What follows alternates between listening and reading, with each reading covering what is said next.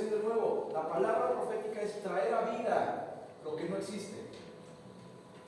¿Se da cuenta de eso? Traer a vida lo que no existe. Te está pasando algo negativo, trae a vida a través de la palabra lo que quieras ver y manténlo y sosténlo. Esa es la clave de la palabra profética, mantenerla todos los días de manera constante. Entonces dice, cuando le dijeron a Sísara que Barak somos tú y yo, hijo de Abinoam, había subido al monte Tabor, al monte de la consagración, mandó llamar, el enemigo Sísara mandó llamar a sus 900 carros de guerra hechos de hierro. Sísara, el enemigo, trae 900 carros de hierro, trae toda su fortaleza. Cuando uno se dispone a creer, entonces vienen esos pensamientos que quieren combatir la fe, que quieren combatir la palabra profética. Inmediatamente, ¿será cierto? ¿Sí podré lograr esto? Y vienen los pensamientos. Hay una fortaleza ahí. Eran 900 carros de hierro, 900 carros armados. Esto es una fortaleza. Ahora, vaya conmigo al segundo libro de los Corintios, la segunda carta de Pablo a los Corintios, capítulo 10, versos 4 al 6. Esto es el mensaje que el Señor trae para su pueblo el día de hoy. Ya no lo sabemos de memoria, hermano. Ya no lo sabemos de memoria. Este es un clásico. Antes lo ponían en las playeras. ¿Ya lo reconoció? Es un clásico. Porque las armas de nuestra milicia no son carnales. Nuestras armas no son carnales, sino poderosas en Dios. ¿Para qué? Para destrucción de fortalezas. Para destrucción de fortalezas. Hago un alto aquí y pregunto, ¿qué es una fortaleza? Les voy a leer el diccionario. Cualquier punto fortificado capaz de contener a la guarnición conveniente y desde el cual puede ser defendida una plaza, una puerta, un río o un lugar importante. Es un diseño hecho para soportar invasiones y ataques del exterior. Es un diseño hecho para guardar, para preservar cosas muy importantes. Eso es una fortaleza. Una fortaleza es un diseño arquitectónico hecho específicamente para guardar algo, hecho específicamente para mantener un ejército y desde el cual poder atacar o poder defenderse. De manera que la fortaleza es una cosa fuerte, es una cosa muy fuerte, muy potente, hecha para guardar algo muy importante. Pregunto, ¿tenemos como cristianos una fortaleza? ¿Hay algo en nuestra vida que se haya convertido en una fortaleza? Ahora, en términos espirituales, lo vamos a asumir así. Una fortaleza es algo que se hizo tan fuerte en tu vida que ahora te gobierna. Lo voy a decir de nuevo. Una fortaleza es algo que se hizo tan fuerte en tu vida que ahora te gobierna. Una fortaleza es un sistema de creencias y que si viene un ataque a ese sistema de creencias, nada lo puede invadir, nada puede acercarse realmente a eso, porque es tan fuerte que es impenetrable. Eso es una fortaleza.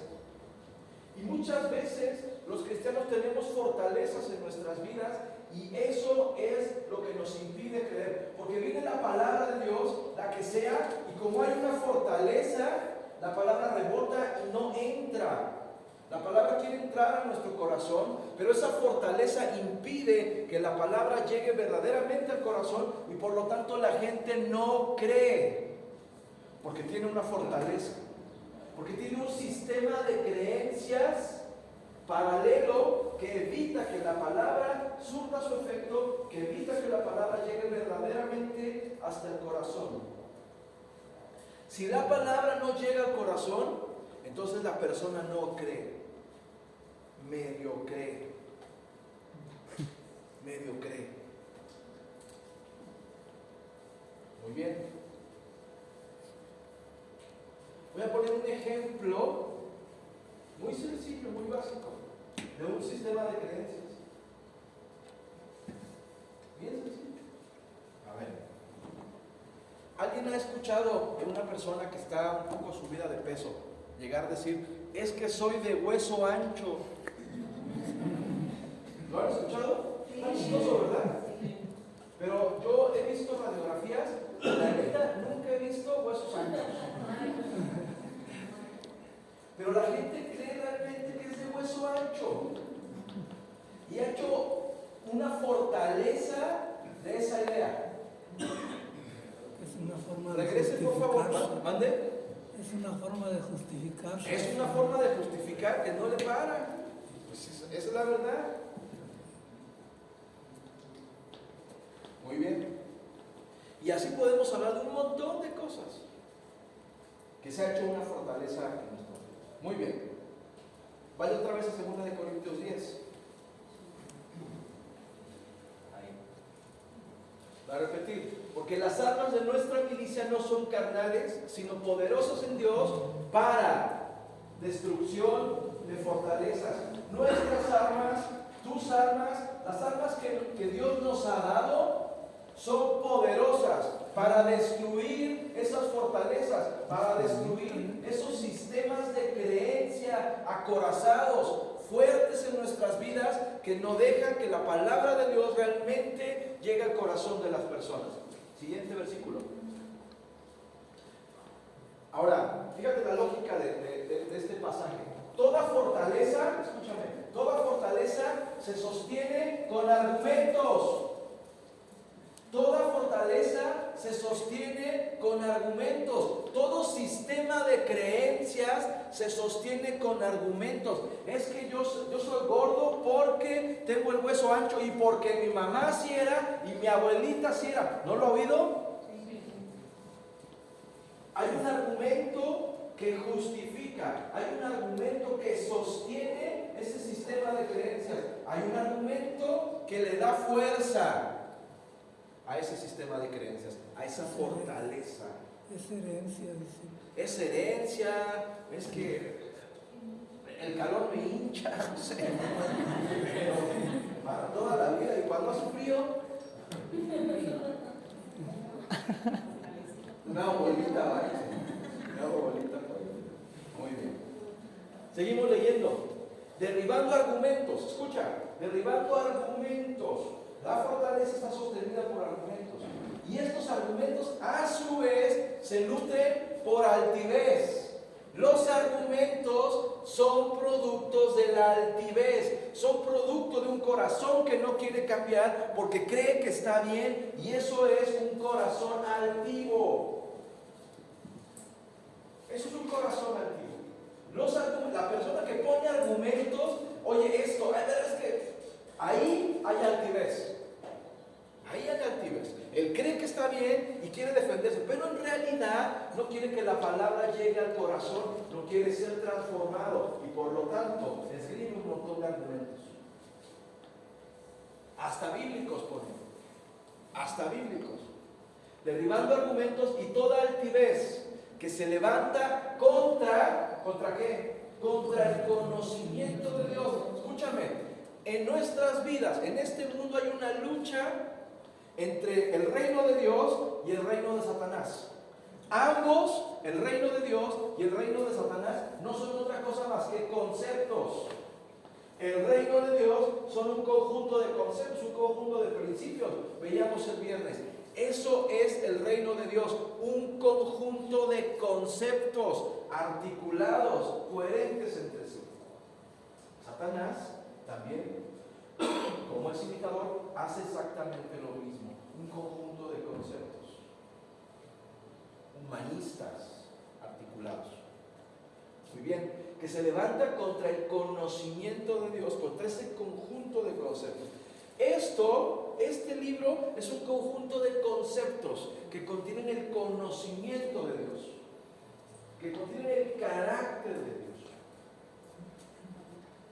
Y dice así: y llevando cautivo todo pensamiento. Pero fíjate la lógica. Fortaleza. ¿Cómo se sostiene la fortaleza? Con argumentos. ¿Cómo se sostienen los argumentos? Los argumentos tienen una serie de soldados que se llaman pensamientos. Los pensamientos recurrentes de la persona son esos soldados que salen en defensa de ese sistema de creencias. ¿Qué pensamientos nos gobiernan? ¿Qué pensamientos son recurrentes en nuestra cabeza? Esos pensamientos son los soldaditos que defienden la fortaleza. Por lo tanto, Pablo dice, si es así, hay que llevar cautivo todo pensamiento, todo soldado a la obediencia de Cristo. Somete todo pensamiento contrario a la voluntad de Cristo. Hay que llevarlos cautivos. Todo pensamiento. Pensamientos de negatividad, pensamientos de pobreza, pensamientos de tristeza, todo pensamiento, llévalo cautivo a la obediencia de Cristo. ¿Qué significa eso? Cállalo. Combátelo y no es cierto. Mi Señor dice que, por eso es tan importante que conozcamos la Escritura, porque si no, no tenemos cómo defendernos, no tenemos cómo llevar esos pensamientos cautivos. A ver, hermano, póngase de pie. Póngase de pie. Estírese. Estírese. Aliviánese. Vamos.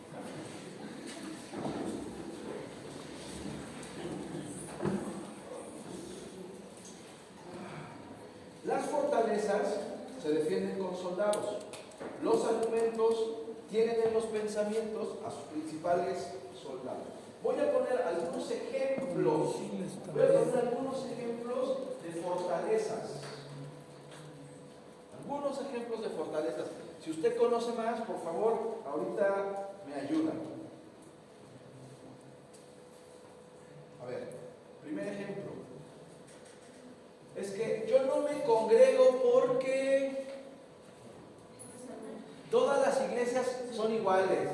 En todas las iglesias hay hipócritas. A ver, díganme más pensamientos asociados a esa fortaleza. Es que no me congrego porque, pues mejor en mi casa. Al cabo que Dios me conoce y sabe mi relación con Él. Es que yo no necesito congregarme. En mi casa puedo orar, en mi casa puedo alabar, en mi casa puedo tener comunión. Ese es un argumento, esa es una fortaleza típica. Las personas que se han dejado de congregar todo el tiempo dicen eso. Y si tú les dices A, ellos te sacan B, C y D con tal de no ceder, porque tienen pensamientos, tienen argumentos a partir de los cuales justifican esa fortaleza, ese lugar impenetrable.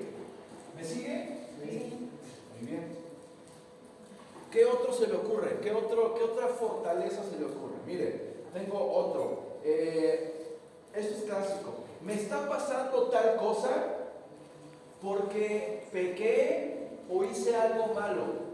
Generalmente, esto es algo bien arraigado en el pueblo cristiano. Generalmente, la persona le pasa algo negativo en su vida e inmediatamente asocia que se portó mal, que es un castigo de Dios, etc. ¿Lo has escuchado? Es más, yo lo creía. Y como lo creía, todo el tiempo me paraba delante de Dios a pedirle perdón. ¿O cuántas veces tengo que pedir perdón por lo mismo? Eso es incorrecto. Si tú pides perdón, Dios te perdona. No quiere decir que no haya consecuencias. Pero escúchame, La consecuencia no tiene que ver con eso que te pasó, con eso negativo que te pasó. La consecuencia es Dios en realidad buscando que le entregues el corazón, porque en el corazón está el problema. No tanto en lo que hiciste, no tanto en lo que hiciste, sino en el corazón. Y entonces la gente se olvida que tiene que entregar su corazón. Y Dios está buscando el corazón. Si tú ya te arrepentiste de eso que hiciste, muy bien, Dios te ha perdonado, pero entrega el corazón, que ahí es donde está la bronca. Ahí está el problema. ¿Me explico? Entonces la gente hace un montón de cosas raras porque tiene un sistema de creencias y de ahí no se mueve. Le voy a decir otro. Dios no me escucha. Ore por mí, pastor, que está más cerca de Dios. ¿No ha escuchado eso? Sí. ¿Alguien cree eso? No, es que esa es clásica. Es que a mí Dios no me oye. Yo ya oré muchas veces y Dios no me oye. Y entonces, ¿qué le he pedido esto? Le he pedido lo otro. Y hay un sistema de creencias alrededor y es falso. Falso de toda falsedad. Le doy otro. Como soy cristiano, me tiene que ir bien. Ah, caray. ¿En dónde dice eso la Biblia? Así, no lo dice. No digo que no nos vaya a ir bien, porque claro que sí. No digo que no lo anhelemos, pero eso es incorrecto. Ese es un sistema de creencias. Algo que tú te hiciste, tú creíste, pero no es así. O no es necesaria, no es tan así, vamos a decirlo de esa manera. Déjenme poner un ejemplo bíblico. Tengo muchos. Vaya conmigo a Hechos, capítulo 9.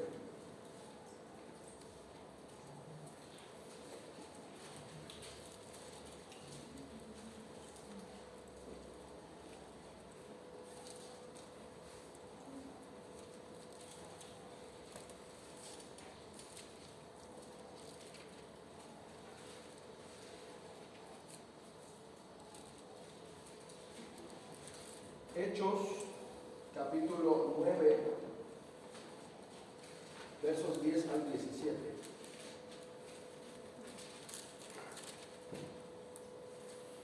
Fíjate, ¿qué pasa aquí? Dice así. ¿En la Valera? Sí. Había entonces en Damasco un discípulo llamado Ananías. Ananías somos tú y yo. A quien el Señor dijo en visión, Ananías, y él respondió, heme aquí, Señor. Y el Señor le dijo, levántate y ve a la calle que se llama Derecha y busca en casa de Judas a uno llamado Saulo. Saulo era una persona que se portaba muy mal y que por lo tanto Ananías no creía ni que remotamente Dios pudiera usar a Pablo. Y busca a uno llamado, va a casa de Judas a uno llamado Saulo de Tarso, porque he aquí él ora. Siguiente. Y ha visto en visión a un varón llamado Ananías que entra y le pone las manos encima para que recobre la vista. Siguiente. Entonces Ananías respondió, Señor, agarra la onda, Señor. He oído de muchos acerca de este hombre, cuántos males ha hecho a tus santos en Jerusalén. ¿Qué estaba pasando con Ananías? Que Ananías tenía un sistema de creencias. Y en su creencia, cómo Dios iba a usar a un sujeto llamado Pablo, que lo acababa de ver en la cantina, que lo acababa de ver haciendo desfiguro y medio. En el sistema de creencias de Ananías no había manera de que Dios utilizara a Pablo. Y por lo tanto, Ananías sacó su argumento y se cerró a que Dios pudiera obrar. Y aún aquí tiene autoridad de los principales sacerdotes para prender a todos los que invocan tu nombre. Le estaba dando clases a Dios. Le estaba diciendo a Dios cómo era el asunto. ¿Alguien se identifica? Oye, Señor, pero mira, yo soy bueno, mira, Señor. ¿Qué le argumentas a Dios? ¿Qué le quieres explicar a Dios? ¿Qué le quieres enseñar a Dios? ¿Qué argumento le presentas a Dios? El Señor le dijo, ve, porque instrumento escogido me es este para llevar mi nombre en presencia de los gentiles y de reyes y de los hijos de Israel. ¿A ti qué te importa? No pongas argumentos delante de Dios. Es un ejemplo, y hay varios en la Biblia. Voy a poner otro ejemplo común. Es que no diezmo porque... A mí me han dicho uno, me lo dijeron en mi cara. No me dijeron, me dijeron así, es que los pastores son mantenidos. O sea, no me dijo usted pastor, pero dijo los pastores. Me tengo que incluir, ¿verdad? Yo me quedé, y ahora resulta que sabe mi vida, sabe qué trabajo, sabe cuánto gano. Es que porque los pastores son mantenidos. He escuchado más. Es que eso es del Antiguo Testamento. ¿Quién lo ha escuchado? Sí. Es que eso está en la ley. Hasta la derecha de la Biblia. Otro. Es que no se utilizan para lo que dice la Biblia que se debe de utilizar. Es que Dios no necesita dinero. Es que no me va a alcanzar. Y hay todo un sistema de creencias alrededor. Se ha hecho una fortaleza y por lo tanto la gente nunca de los nunca diezma. ¿Y sabes cuál es lo peor de todo? Que se siente bien con eso, se justifica. Es tan duro su sistema de creencias que ya no le hace nada lo que se diga, aún a pesar de que sea la palabra de Dios. Se cerró y de ahí nadie pasa. Otro muy socorrido. Todo lo malo o toda la tentación es culpa del diablo. Es que el enemigo ¿me explico? Falso.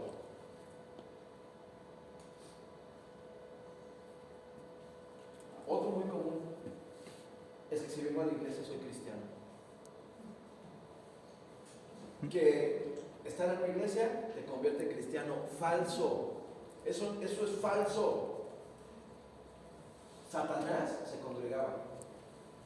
¿Me escuchó? Satanás se congregaba. Eso te lo puedo demostrar en la Biblia. Te lo puedo demostrar en la Biblia. Satanás estaba en la sinagoga donde estaba Jesús.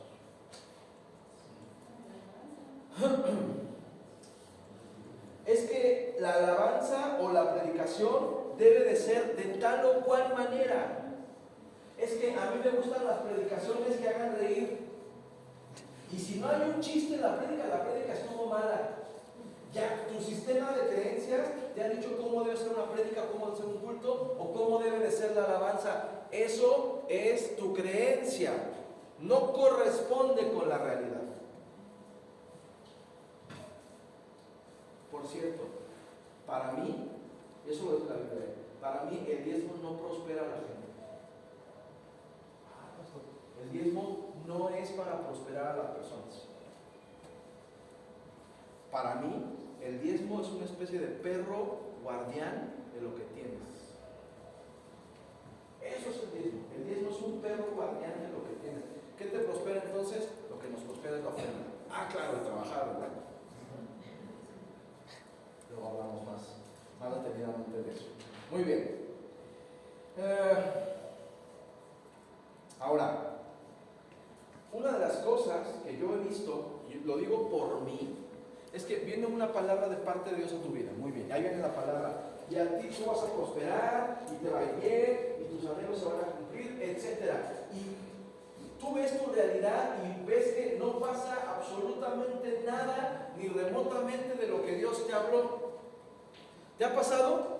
Que no ves por ningún lado que la promesa se esté cumpliendo. Al contrario, cada vez te va peor quizás.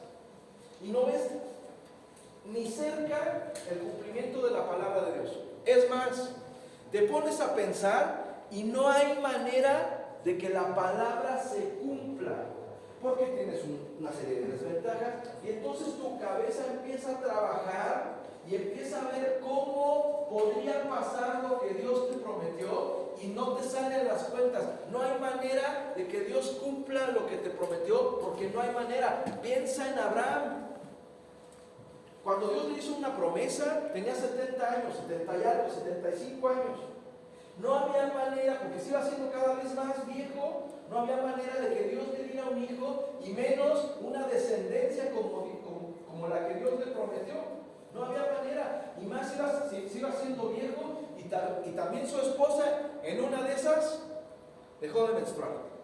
Se le acabó la posibilidad biológica de que Dios hiciera, de que Dios le diera un hijo.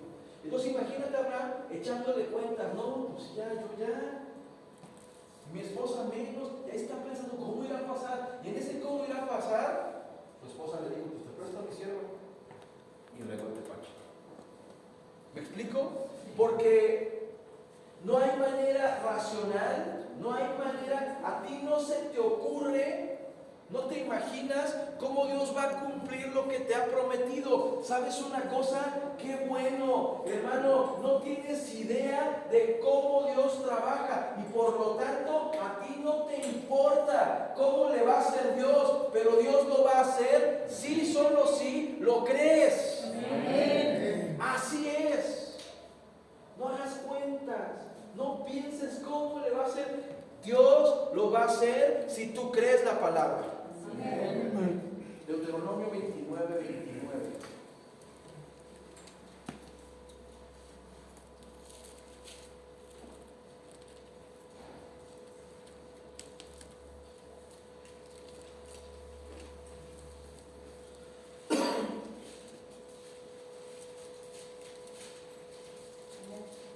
Dice así, las cosas secretas. ¿Qué dice? Las cosas secretas pertenecen a Dios, por lo tanto, mira que tienes al lado. ¿A ti qué te importa? ¿Cómo le va a hacer Dios? A ti no te digan, hermano. ¿A ti qué te importa cómo le va a hacer Dios? ¿A ti qué? Eso le pertenece a Dios. Él sabrá cómo lo hace. Tú no te estés haciendo bolas en tu cabeza. No le hagas así. No le hagas así. No cometas ese error de darle rienda suelta a tus pensamientos. Eso es un error. Marcos capítulo 4, 26 al 29. ¿Marcos qué? Marcos capítulo 4, 26 al 29.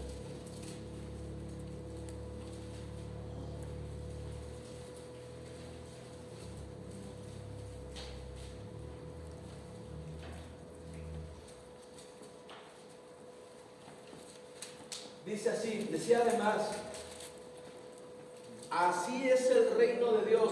¿Cómo? Como cuando un hombre echa una semilla de fe. Cuando un hombre decide, yo creo esa palabra, no sé cómo va a pasar, pero yo creo esa palabra.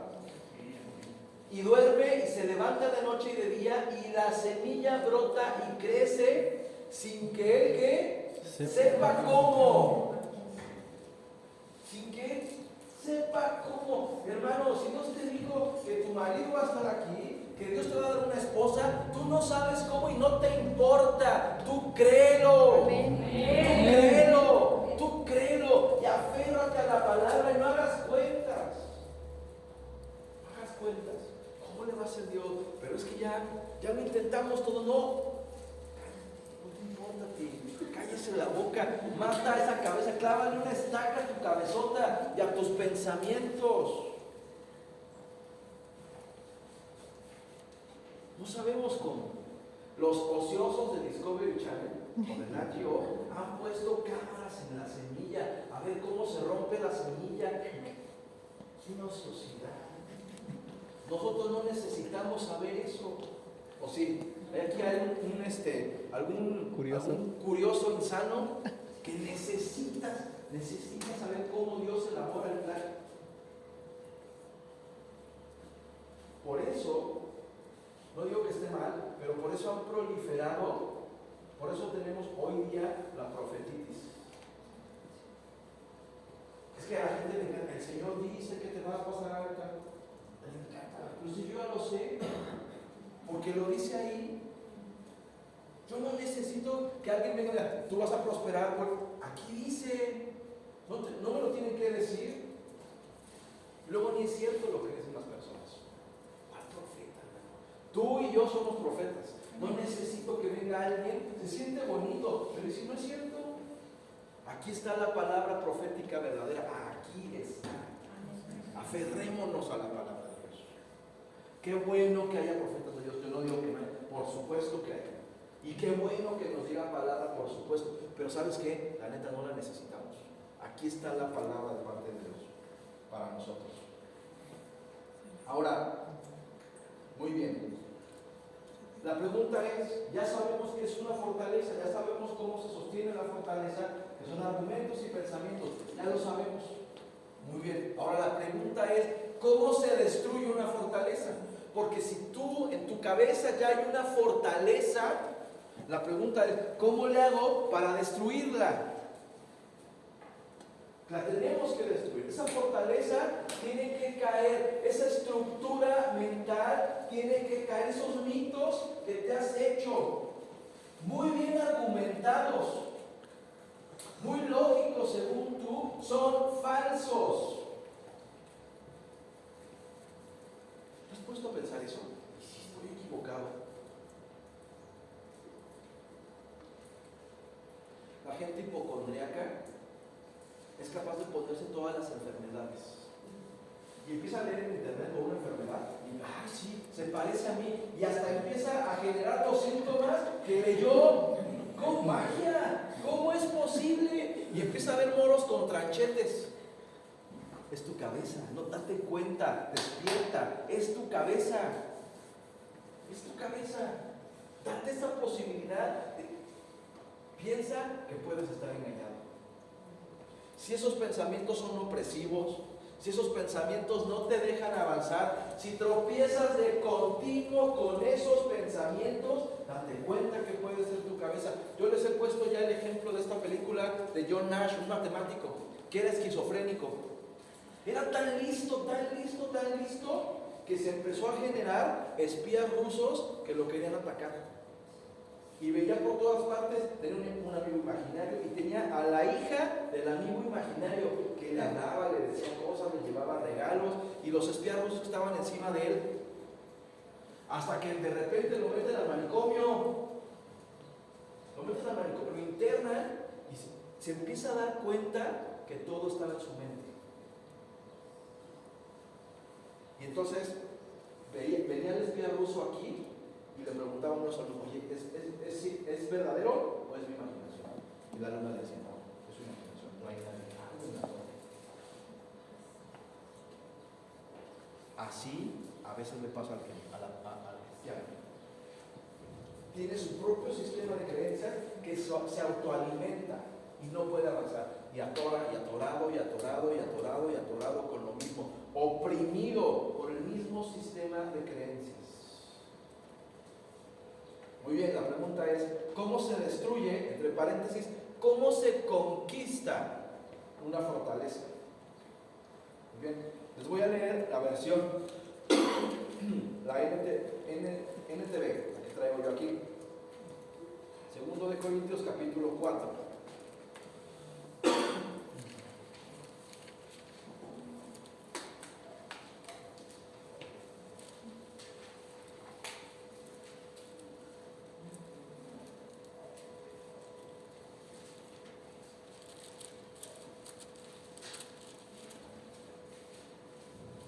¿Se acuerda de Gedeón? Ahorita se me vino a la memoria. Gedeón también tenía un sistema de creencias. Dios lo llamó y lo primero que le dijo a Dios, Señor, si yo soy el más pobre y el más amolado de mi familia, ¿cómo crees que yo? Ese es otro sistema de creencias. Yo no voy a poder, siempre he sido pobre, no voy a prosperar, mi papá, mi mamá, mi abuelita, todos fueron pobres, yo también. Eso es un sistema de creencias, eso nomás está aquí.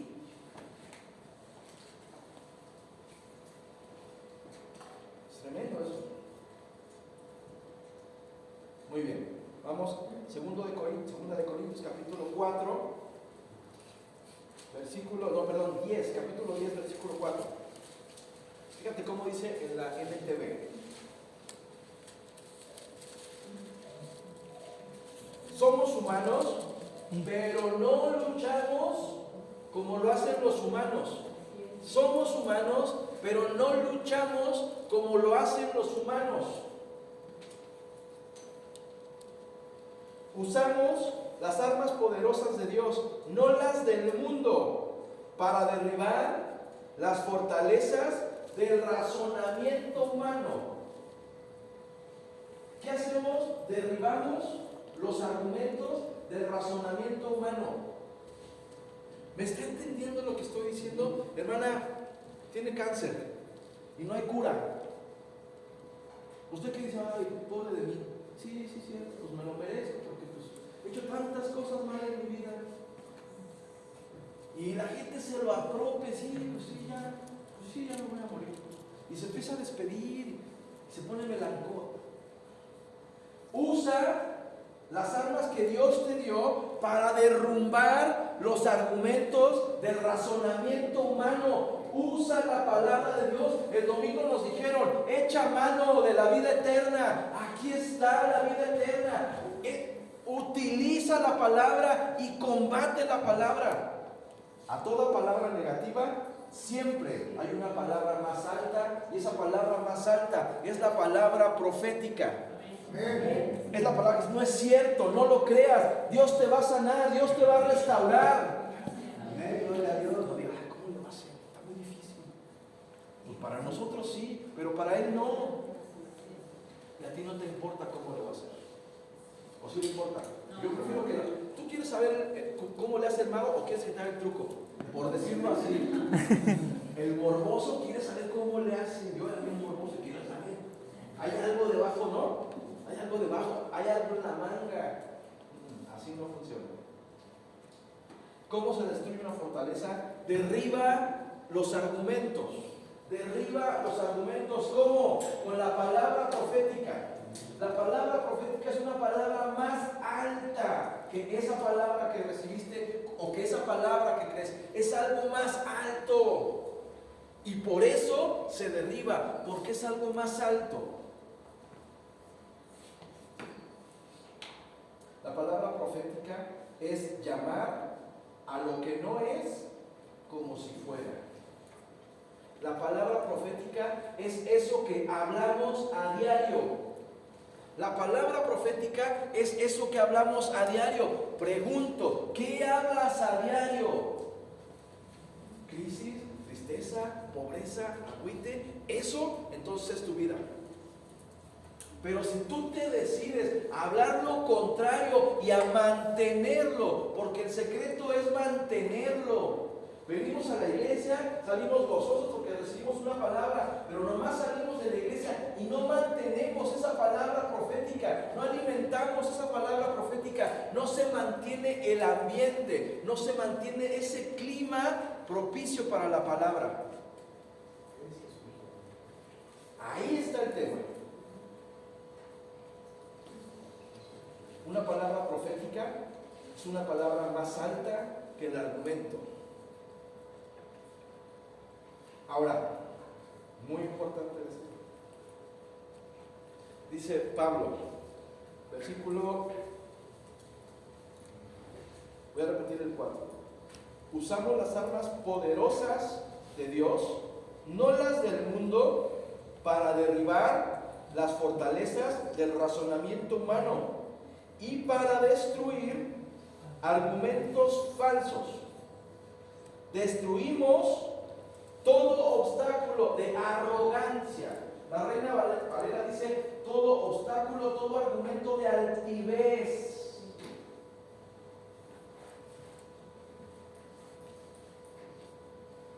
Eso significa que todo argumento es producto de la altivez. Es producto del yo creo, yo pienso, yo sé, yo he visto. Y eso es altivez. ¿Cómo lo destruyes? Bájale 2 las rayitas que sean necesarias a la altivez y al orgullo. Porque ahí está el tema. Yo sé cómo funciona, yo sé cómo son esas personas. ¿En serio? ¿En serio sabes? Yo sé qué va a pasar porque ya lo... ¿En serio sabes? Bájale a la altivez. Porque esas palabras son producto de la altivez y un ego enorme. Hay un ego enorme. Dile que tienes al lado si te atreves. A ver, voltealo a ver. Dile al que tienes al lado si te atreves. Hermano, no sabes nada. No sabes nada, la neta. Reconoce que no sabes nada. ¿No se anima? Dígale, hermano, bueno, a su esposa o a su esposo, con más confianza. Hermano, no sabes nada. Dices, no sabes nada, la verdad.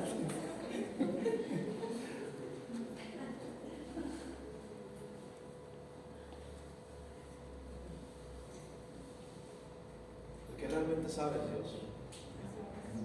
El que realmente sabe es Dios. El que sabe cómo, cuándo, por qué, dónde, es Dios. Tú y yo no. Aunque seas muy listo, aunque tengas mucha experiencia, no sirve para nada. Le estorba a Dios. Tu razonamiento le estorba a Dios. Es más, a Dios le importa un cacahuate lo que pienses y lo que sepas. Así que no le quieras explicar a Dios, por favor. No le dices al Señor, pues como que ¿cuándo se ha visto un miserable ser humano corrigiéndole la plana a Dios, diciéndole cómo haga las cosas? No hay manera, ¿verdad?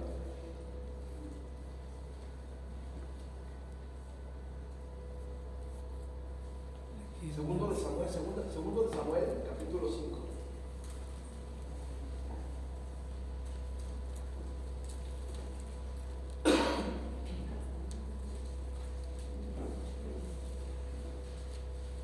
Mientras ustedes leen segundo de Samuel, yo voy a repetir un versículo aquí en Corintios. Dice: destruimos todo obstáculo de arrogancia que impide que la gente conozca a Dios. ¿Quieres conocer a Dios? Pregunto. ¿Quieres conocer a Dios? ¿Quieres saber cómo piensa Dios? ¿Quieres saber qué quiere Dios para ti? ¿Quieres saber qué tiene Dios para ti? ¿No te emociona?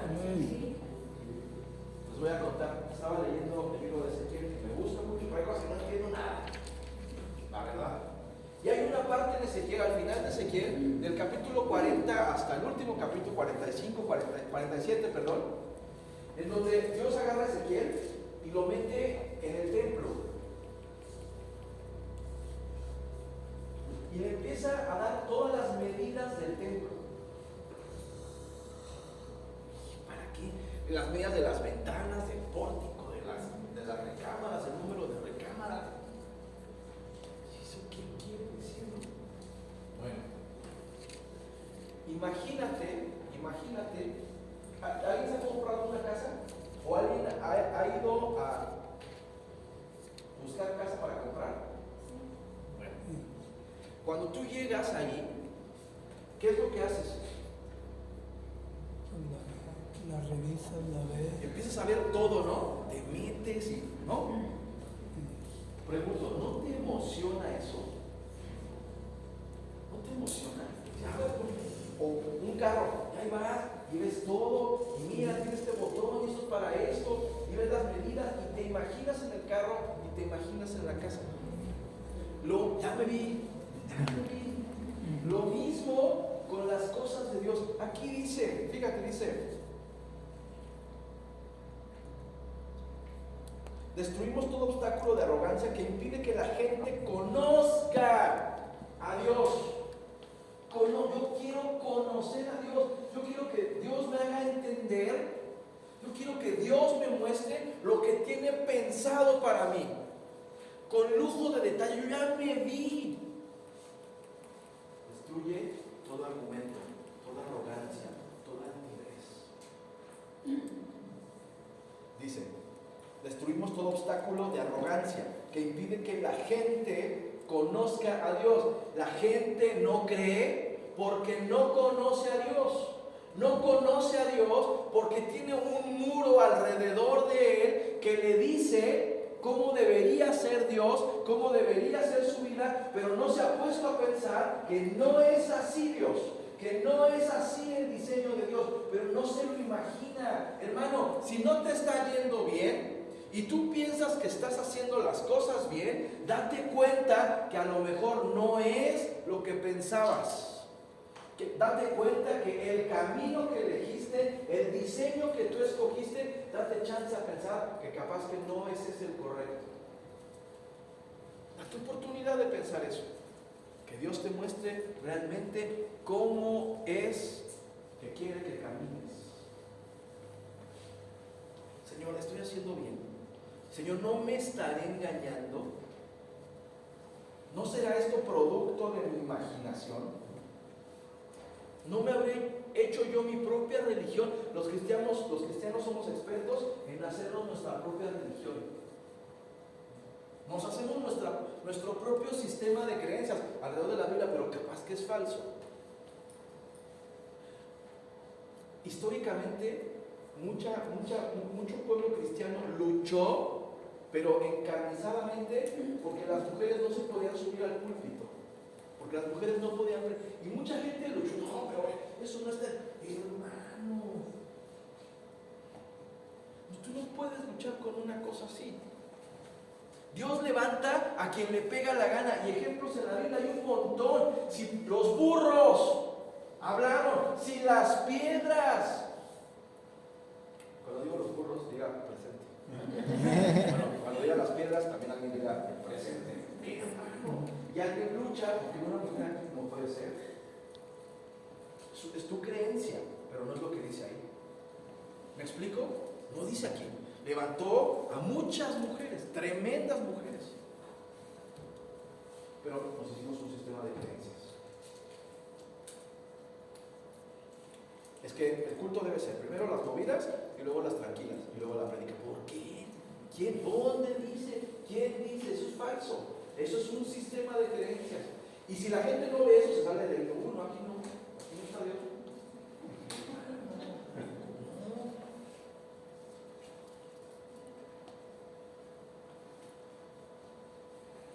Segundo de Samuel, capítulo 5, versos 6 al 8. Segundo de Samuel 5. Fíjate lo que va a pasar aquí.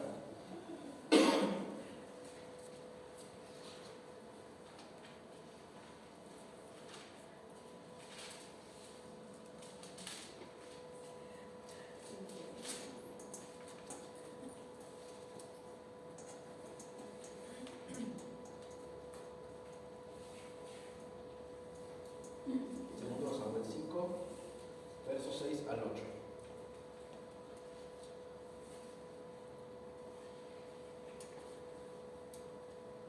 Luego David. Sí, está bien. Oh, ándale, eso. Fíjense ahí. Dice: entonces marchó el rey con sus hombres a Jerusalén. En ese momento todavía no se llamaba Jerusalén, se llamaba Jebús. Contra los jebuseos que moraban en aquella tierra, David va a conquistar la última fortaleza del enemigo. El pueblo de Israel ya conquistó todo, pero todavía no conquista Jebús. Esa fortaleza todavía no ha sido conquistada. Van 500 años que Israel no puede conquistar esa fortaleza. Esa fortaleza está fuerte, acorazada, está en alto, impenetrable, inexpugnable. Eran como 900 carros de hierro. Nadie podía penetrar, nadie había podido penetrar en 500 años esa fortaleza, ese lugar llamado Jebús. Muy bien. Entonces marchó el rey con sus hombres a Jerusalén contra los jebuseos que moraban en aquella tierra, los cuales hablaron a David diciendo: tú no entrarás ahí. Tú vas a prosperar, ja, ja, ja. Tú vas a ser diferente, ja, ja, ja. Tú vas a sanar, ja, ja, ja. Eso es lo que están diciendo ahí. Tú no entrarás acá, pues aún los ciegos y los cojos te echarán. Cualquier cosa te va a derrotar.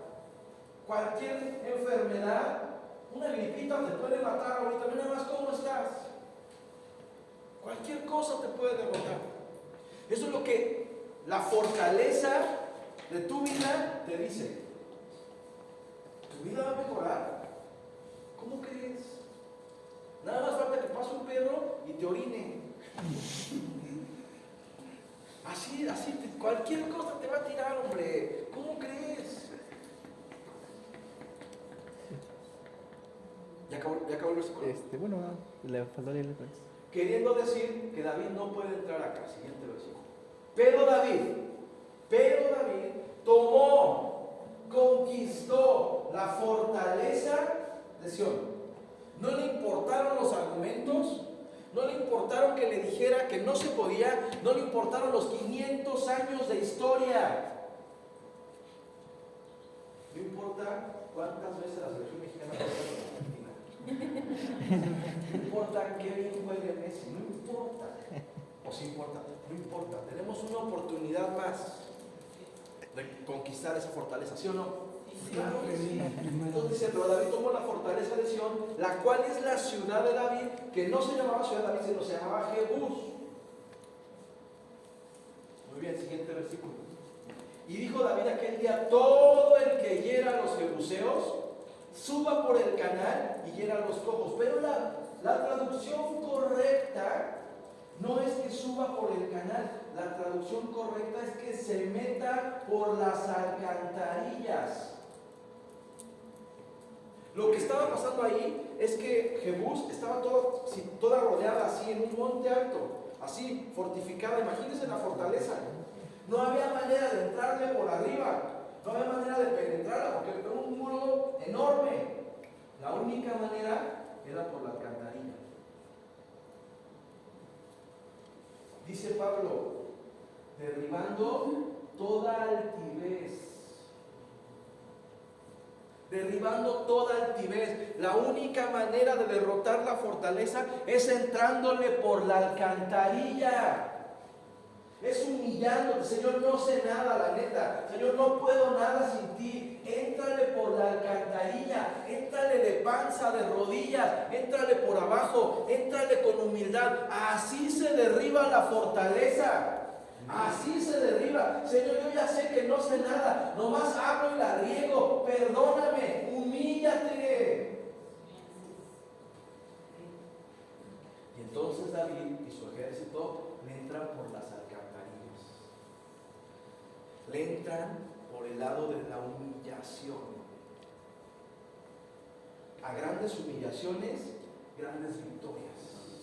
A grandes humillaciones, grandes victorias.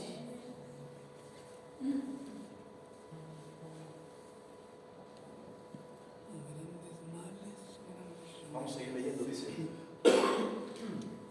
Y dijo David aquel día, todo el que hiera a los jebuseos, suba por el canal y hiera a los cojos y ciegos, aborrecidos del alma de David. Esos cojos y esos ciegos son esos pensamientos que te vienen a la cabeza. ¿Sabes qué? Son unos cojos y son unos ciegos porque no saben nada. Ese razonamiento no sirve para nada. Son cojos y son ciegos.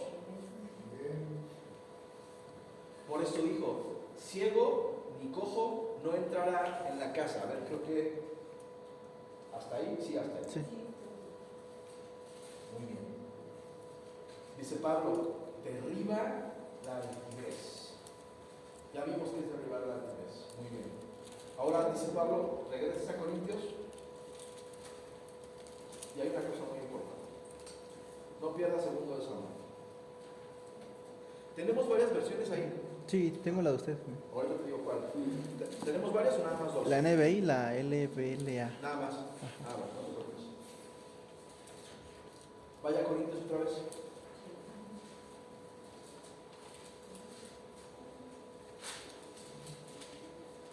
Segunda de Corintios 10. Versículo desde el 5. Fíjense cómo dice la NTV. No es traducción de la mía. Destruimos todo obstáculo de arrogancia que impide que la gente conozca a Dios. Capturamos los pensamientos pensamientos rebeldes. ¿Cómo de que pensamientos rebeldes? Todo pensamiento que no se somete a Dios es un pensamiento rebelde. Agárralo y destrúyelo. Captúralo y destrúyelo. No lo dejes vivo. No lo dejes vivo. Mira, escúchame. Pasa lo siguiente. Viene el pensamiento y tú tienes el control de agarrarlo o dejarlo pasar. Si viene el pensamiento y dejas que ese pensamiento baje al corazón, ya valió gorro. Si dejas que ese pensamiento se anide en el corazón, se anide en la fortaleza, ya valió gorro. No lo dejes. Viene el pensamiento, agárralo y ponle una friega. Por no decir la palabra. Esa. Ya me acuerdo cuál. No lo dejes. Ese pensamiento, captúralo y destrúyelo. Sí, pero el Señor dice tal cosa, te reprendo en el nombre de Jesús. Vete de aquí. Combátelo. Por eso es importante la vida de oración, por eso es importante la lectura de la palabra. Cristiano que no mantiene el ambiente de la palabra profética, se lo chupa la aguja. Sí, cristiano que no ora, que no busca, no hay manera de que se mantenga firme en la fe. No hay manera. No puede resistir las acechanzas de los pensamientos. Se le chupa la bruja y lo lleva a 71. Muy bien, dice, capturamos los pensamientos rebeldes y enseñamos a obedecer. Y enseñamos a obedecer. Y enseñamos a obedecer. Dice así, Efesios 4:23, por favor. Así es que lleva cautivo todo pensamiento. Efesios 4:23. Y en cambio, dejen que el Espíritu les renueve. Dile al que tienes al lado, hermano, déjate renovar esos pensamientos tan feos. Nadie quiere decir eso, hermano. A ver, hermano, déjate renovar. Deja que el Espíritu te meta nuevas ideas. Dale chance al Espíritu que te diga cómo son las cosas. Dale chance. Dale chance. Dice que Él nos guiará a toda verdad. No dice que tu razonamiento, entiéndelo. No dice que tu experiencia o lo que sabes. Dice que el Espíritu nos guiaría a toda verdad y a toda justicia. Renovaos en el espíritu de vuestra mente. Fíjate, ya agarraste un soldado enemigo, un pensamiento enemigo, lo agarraste, lo aventaste. Sustitúyelo por un soldado bueno, por un pensamiento bueno. Ahora sí que un soldado en cada hijo te dio. Así, más o menos.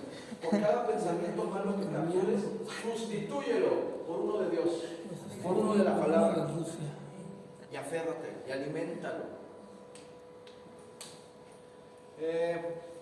Romanos 12:2.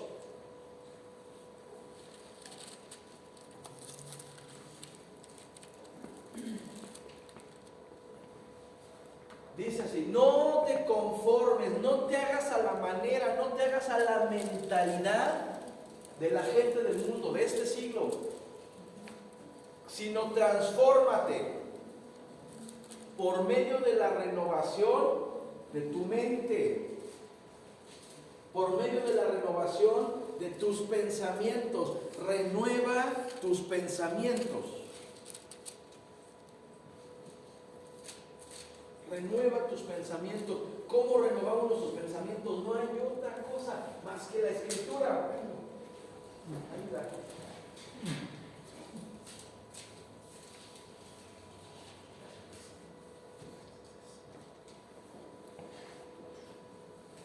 Renueva tus pensamientos. Este es el sistema de conceptos adecuado. Este es el sistema de conceptos nuevo. Mételo, para que se renueven los pensamientos, para que comprobéis cuál sea la buena, voluntad de Dios agradable y perfecta.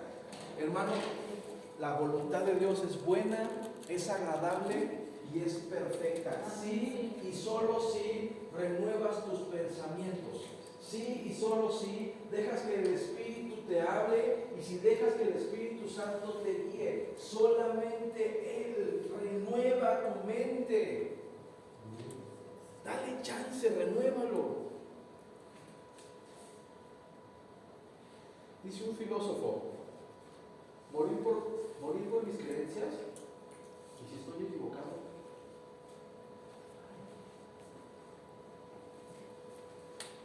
Eso que he pensado toda mi vida, no estar equivocado. Ya chupó de hoja.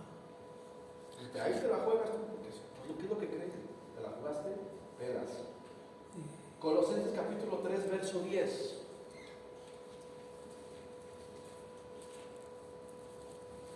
Capítulo 10. ¿Capítulo qué?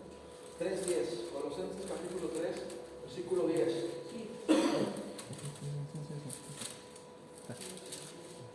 Y revestido del nuevo, el cual conforme a la imagen del que lo creó, se va renovando. Se va renovando, día con día se va renovando y renovando y renovando y renovando. Renovando es sacando lo viejo y metiendo lo nuevo. Eso es renovar.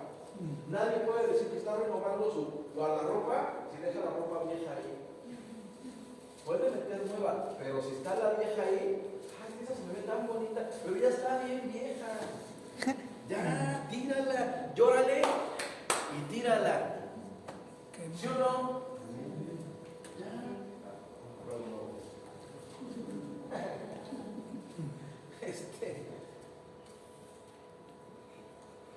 ¿Qué hay? A ver, piensa lo siguiente. Dios te dice, mira, te voy a dar una casa nueva. Ni modo que tú te aferres a tu casa vieja. Ay, es que ahí he tenido tan buenos recuerdos. Pues sí, pero Dios te quiere dar algo nuevo. Nadie dice amén. Ay, Padre Dios, ¿dónde firmo? Es una casa nueva, ¿te imaginas? Es que ahí he pasado tan buenos recuerdos. Pues sí, ya llórales, hombre, y vete a la nueva, ¿sí o no? Pues claro que sí. Te van a dar una nueva, si es que ya tira la vieja. Tira. No escucho la voz.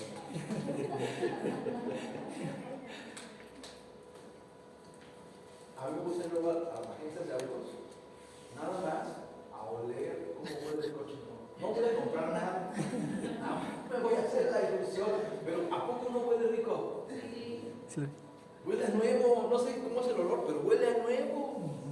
A la pura ilusión. Yo sé que las empresas hacen fragancias específicas para que huela así.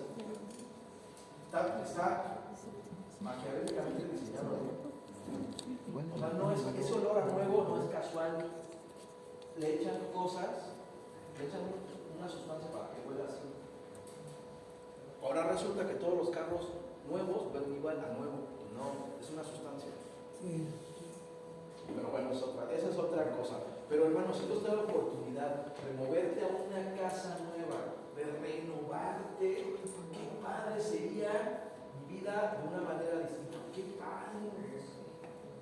Y pero aferrados a lo viejo, ay, hermano. No.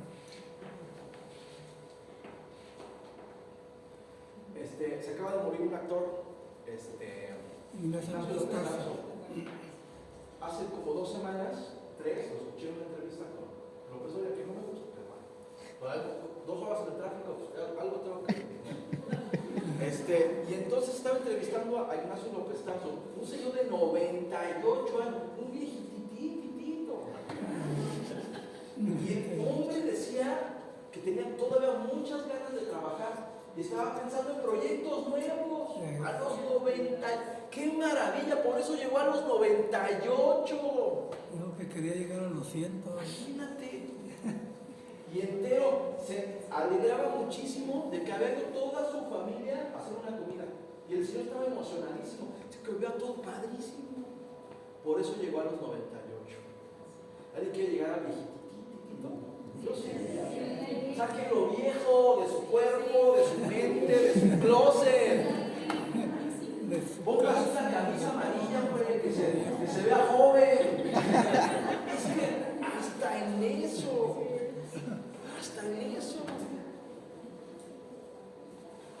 pues está muy feo, ¿verdad? ¿Se pone amarillo? Así como que no. Eso. Primera de Corintios capítulo 2, versos 12 al 16.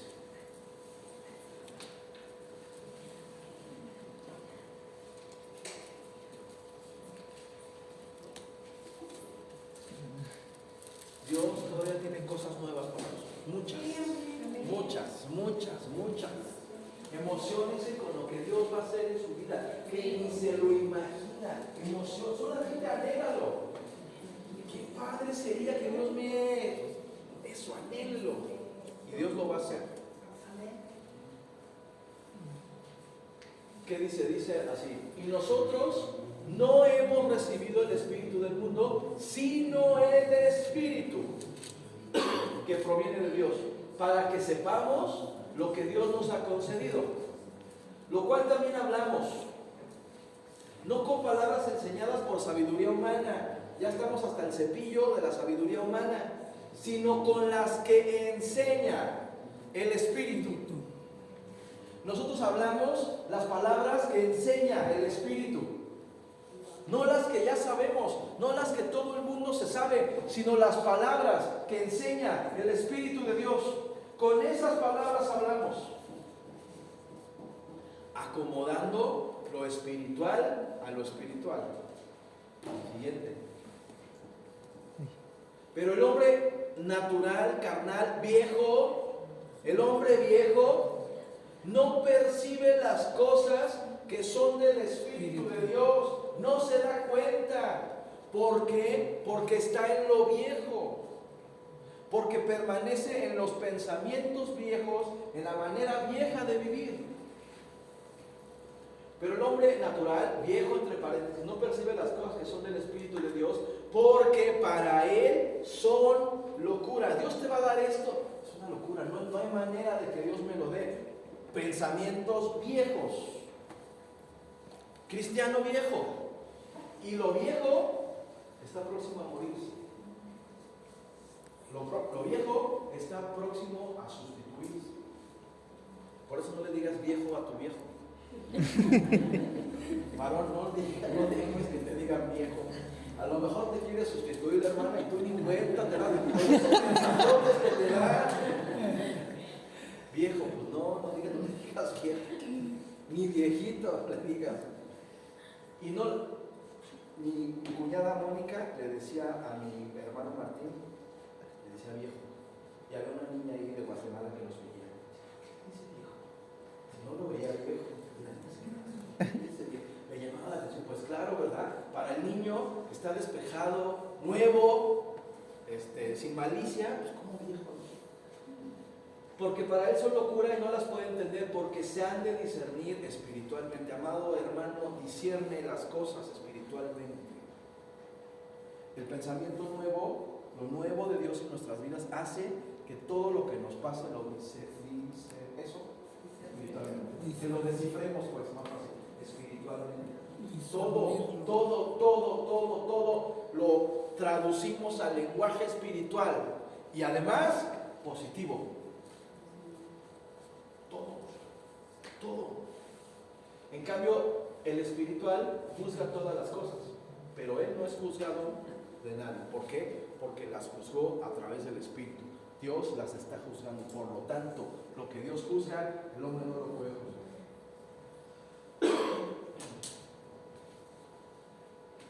El Espíritu, por el Espíritu, conocemos los pensamientos de Dios. Por el Espíritu, conocemos los pensamientos de Dios. No hay manera de saber lo que viene adelante para nosotros sino por el Espíritu. Ok, muy bien. Vamos a cerrar con esto. Es que no lo tengo, no tenemos la versión en la computadora, pero si alguien me ayuda a buscar 2 de Samuel 5, del 6 al 8, en la versión Palabra de Dios para Todos. Por favor.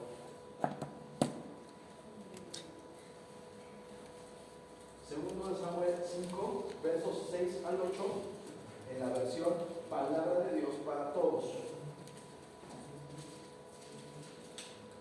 Porque esta traducción me fascinó. Los jebuseos representan ese pensamiento viejo que te dice no puedes, no la vas a armar, no vas a salir adelante, no es cierto, nadie te quiere, todo. Esos pensamientos. Esos son los jebuseos. ¿Sí? ¿Me sigue? Sí. Y esos pensamientos los tenemos que llevar cautivos, dice Pablo. ¿Sí? ¿Está de acuerdo? Fíjate cómo dice esta versión. ¿Quién la tiene? Vaya. Segunda de Samuel 5, del 1 al 8. No, del 6 al 8. Dice, el rey y sus soldados atacaron a los jebuseos que vivían en Jerusalén. Los jebuseos le dijeron a David, no entrarás a nuestra ciudad, hasta los ciegos y cojos te detendrán. Lo decían porque creían que David no podría entrar en la ciudad. Pero David logró tomar el fuerte de Sión, el cual es actualmente la ciudad de David. Ese día David les dijo a sus soldados, todo el que ataque a los jebuseos, que los hiera en la garganta. Escúchame. David dijo eso porque odiaba a esos jebuseos, cojos y ciegos. Por eso la gente dice, los ciegos y los cojos no pueden entrar a la casa. ¿Qué les mandó hacer David a sus soldados con los jebuseos? Córtales la garganta. ¿Para qué? Para que se queden callados. Para que se queden callados. A esos pensamientos, córtales el cuello, córtales la garganta, para que se queden callados. ¿Me siguen? Viene el pensamiento, cállate. Enmudece. No tienes autoridad, cállate. Córtale el cuello para que no te estén fastidiando. Hermano, vienen los pensamientos, pon alabanzas, métete a la presencia de Dios. Métete a la presencia de Dios. Ahí les cortas el cuello. Vienen esos pensamientos, conéctate a la luz, conéctate a su presencia. Y ahí se van a disipar esos pensamientos. Pero si les das cuerda y los alimentas, hasta ahí llegamos. Vamos a ponernos sobre nuestros pies. Queda una parte